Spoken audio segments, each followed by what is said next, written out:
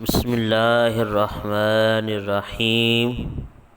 تمام تعریفیں اس کریم رب کی جو تمام جہانوں کا خالق اور مالک ہے اور تمام جہانوں کو سجانے والا ہے اور بنانے والا ہے، اور کروڑوں درود و سلام کریم آقا علیہ الصلوۃ والسلام کی ذات پر جن کو رب تعالی نے تمام جہانوں کے لیے رحمت بنا کر بھیجا ہے، اور آپ کی آل پاک پر اور آپ کے سارے اصحاب پر جن کو رب تعالی نے رضی اللہ عنہم و رضوا عنہ کے لقب کے ساتھ نوازا ہے۔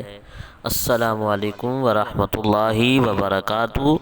محمد طلحہ آفیشل کے پیارے پیارے بھائیوں اور بہنوں، ہم امید کرتے ہیں آپ حضرات خیریت کے ساتھ ہوں گے۔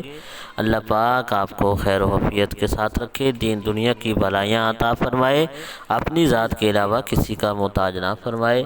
پیارے پیارے بھائیوں اور بہنوں، جس موضوع پہ ہم بات کرنا چاہتے ہیں وہ رب تعالیٰ کے ایک نام کا یا وہاب نام کا وظیفہ ہے۔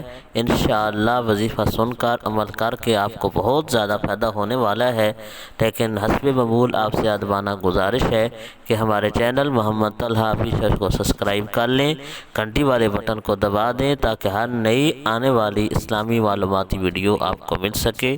جزاک اللہ۔ پیارے پیارے بھائیوں اور بہنوں، وظیفہ ہے یا وہاب، اس کا معنی ہے سب کو عطا کرنے والی ذات۔ وظیفہ کرنے کا طریقہ یہ ہے کہ کوئی بندہ فکر و فاقہ میں مبتلا ہے تو وہ چاشت کی نماز میں پڑھنے کے بعد کثرت کے ساتھ یا وہاب کا ورد کرے، انشاءاللہ اللہ پاک کے حکم سے فکر و فاقہ سے نجات مل جائے گی۔